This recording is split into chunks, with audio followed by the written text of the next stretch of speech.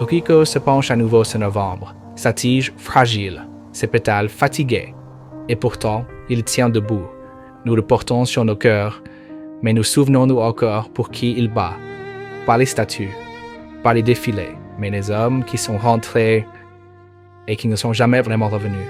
Ils étaient jeunes autrefois, de vrais garçons, laissant derrière eux les champs de récolte, les bateaux de pêche, les salles de classe et la fumée des usines. Ils ont traversé des océans portant des lettres dans leurs poches et la foi en un pays qui promettait de se souvenir d'eux. Mais la mémoire est cruelle. Elle oublie en silence.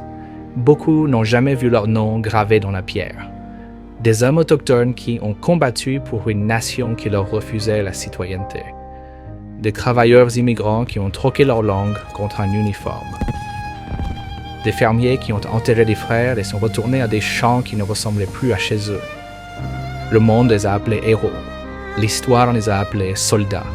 Mais qui les a rappelés? Unreciprocated. La fleur à demi mourante ne parle pas de guerre. Elle parle de ce qui suit. Le silence après les tirs, la douleur qui n'a jamais quitté leurs os.